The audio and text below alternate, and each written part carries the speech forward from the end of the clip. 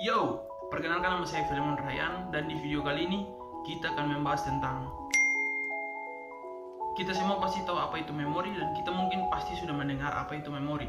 Singkatnya, memori adalah media yang menyimpan data atau informasi sementara pada komputer. Kenapa dikatakan sementara? Karena data atau informasi ini sewaktu-waktu bisa kita hapus atau kita pindahkan. Memori juga merupakan komponen penting dalam suatu komputer yang terdapat di dalam CPU atau Central Processing Unit. Ada beberapa jenis memori antara lain. Yang pertama ada RAM, Random Access Memory. RAM digunakan untuk menyimpan data sementara yang dapat diakses oleh prosesor saat dibutuhkan. Karena bersifat sementara, maka ketika komputer dimatikan, data juga akan ikut terhapus. Yang kedua adalah ROM, Read Only Memory. ROM adalah media penyimpanan yang bersifat permanen. Jadi kita tidak bisa memodifikasi data yang ada di dalamnya. Ini artinya data pada ROM hanya bisa diakses dan tidak bisa dimodifikasi lagi. Yang ketiga ada SRAM, Static Random Access Memory. SRAM merupakan jenis RAM yang menyimpan data di dalamnya selama komputer masih menyala. Berbeda dengan DRAM yang perlu disegarkan secara periodik. Kemampuan tersebut dikarenakan SRAM dirancang menggunakan transistor tanpa kapasitor. Pastinya SRAM lebih mahal dan lebih cepat dibandingkan DRAM. Yang keempat, DRAM, Dynamic Random Access Memory. DRAM merupakan jenis RAM yang digunakan dalam komputer sebagai memori utama. DRAM ini lebih lambat daripada SRAM. Yang kelima ada SDRAM atau Synchronous Dynamic Random Access Memory. SDRAM merupakan jenis DRAM atau memori komputer akses. Yang keenam ada CMOS, Complementary Meta Oxide Semiconductor. Ya, kurang lebih kayak gitulah. Singkatnya, CMOS sendiri adalah sebuah chip. CMOS sendiri juga merupakan bagian dari ROM.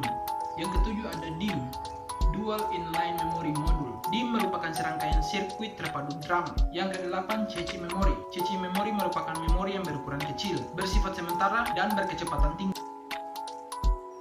Memori memiliki tiga fungsi utama: menyimpan data dari peranti masuk sampai data dikirimkan ke ALU atau Arithmetic and Logic Unit untuk diproses lebih lanjut. Yang kedua, menyimpan data dari pemrosesan ALU atau Arithmetic Logic Unit sebelum dikirimkan ke peranti keluaran. Yang ketiga, menampung program dari peranti masuk ataupun dari peranti pengingat sekunder.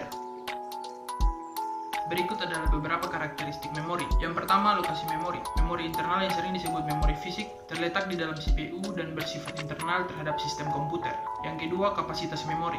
Biasanya kapasitas memori dinyatakan dalam bentuk byte. 1 byte sama dengan 8 bit atau word. Panjang word pada umumnya adalah 8, 16, dan 32. Yang ketiga, satuan transfer. Satuan transfer sama dengan jumlah saluran data yang masuk keluar melalui modul memori. Yang keempat, metode akses memori. Ada 4 metode akses memori. Yang pertama, sequential access. Yang kedua, direct access. Yang ketiga, random access. Dan yang keempat, associative access. Yang kelima adalah kinerja memori. Ada 3 buah parameter untuk mengukur kinerja memori. Yang pertama, waktu akses atau access time. Untuk memori internal atau RAM, waktu akses adalah waktu yang diperlukan untuk melakukan operasi baca atau tulis. Yang kedua adalah waktu siklus atau siklus time. Waktu siklus adalah waktu penjumlahan dari waktu akses dan waktu transient. Yang ketiga, laju pemindahan atau transfer rate. Transfer rate merupakan kecepatan pemindahan data ke unit memori. Yang keenam, jenis fisik memori. Adapun jenis fisik RAM adalah memori semikonduktor. Yang ketujuh, karakteristik fisik memori. Memori internal atau RAM termasuk memori volatile, yang artinya bersifat sementara.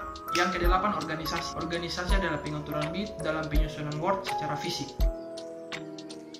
Memori berbentuk seperti sel yang terdiri dari sepotongan kecil informasi. Informasi di dalam memori dapat berupa data atau instruksi kepada komputer untuk melakukan sesuatu. Data di dalam memori dapat menjadi suatu perintah untuk keadaan tertentu. Informasi disimpan di dalam memori sebagai angka biner. Itu adalah beberapa penjelasan tentang memori. Jangan lupa like, comment, dan subscribe. See you.